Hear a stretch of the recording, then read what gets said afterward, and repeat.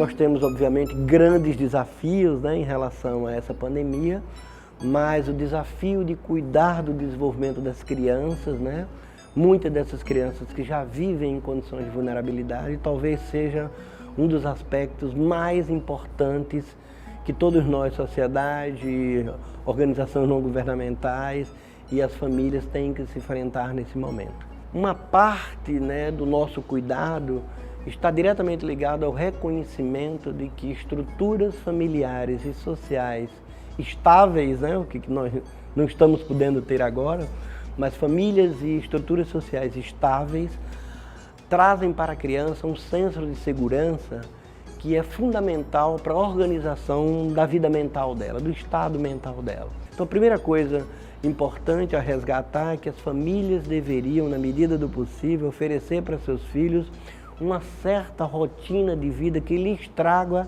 tranquilidade, lhes traga a noção de que há algo, sim, importante acontecendo na sociedade, mas as famílias estão se organizando para enfrentar, dando essa ideia para a criança da previsibilidade da presença dela na família e na sociedade. Infelizmente, nesse momento, muitas famílias sobrecarregadas, às vezes o problema do trabalho dentro de casa, né, sobrecarregando também, os pais estão em casa para trabalhar e não para estarem disponíveis para os seus filhos, fazem com que muitos pais, digamos assim, sofram a tentação de substituir essa conexão humana, essa sintonia pelos aparelhos eletrônicos, em particular pelas telas, né?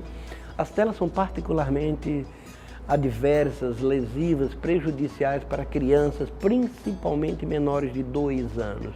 Criança menor de 2 anos precisa fundamentalmente de um adulto que seja compreensivo, que seja amoroso com ela e que lhes apresente o mundo de uma forma mais ou menos previsível e afetuosa. Uma terceira dimensão que pode acometer não só as crianças pequenas, mas as crianças também um pouco maior, diz respeito à ansiedade, né? A ansiedade do dia de amanhã. Quanto mais as famílias consigam enfrentar esse momento ansiogênico, esse momento de incerteza, mais elas irão transmitir para seus filhos, né, que nós estamos passando um momento difícil, mas que os adultos sabem como lidar com esse momento e sabem oferecer para as crianças as alternativas que farão com que elas se fortaleçam para enfrentar esse momento. Quanto mais os pais estão sobrecarregados e confusos e sem manejar bem essa incerteza, essa ansiedade, mais as crianças vão sofrer, mais as crianças vão compartilhar também desse momento de ansiedade. E a gente pode notar que há mudanças comportamentais nessas crianças, né? As grandes esferas, particularmente nos bebês pequenos, aparecem, por exemplo, com os distúrbios de sono ou pelas dificuldades alimentares. A criança tem um padrão alimentar, começa a ter outro. A criança tem um padrão de sono, começa a ter outro. Aquela criança que era mais amável, mais afável, começa a ficar mais irritadiça, começa a ter menos dificuldade de se auto-organizar, se autocontrolar. Ela precisa ter o que nós chamamos de flexibilidade da mente e ela precisa ter o que amanhã vai ser super importante, o controle da impulsividade. Para isso, ela precisa ter essas oportunidades no dia a dia oferecidas pelo ambiente dela, de como controlar aquela impulsividade. Aí já vem uma palavra, digamos, mágica que os pais precisam oferecer para os seus filhos, que é o saber esperar.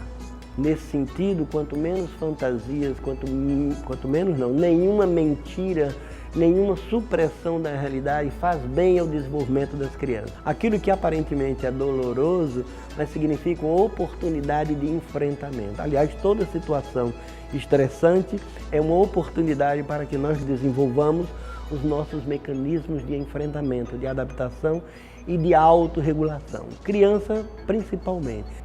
E nós temos a obrigação de dizer para os nossos filhos que a vida vale a pena.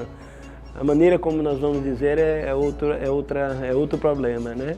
Mas não dá para propor para os filhos uma vida plena de desencantamento. Nós temos essa obrigação de oferecer para as crianças que elas poderão ter, né, vidas centradas na alegria, na solidariedade, né, e num bom comportamento social.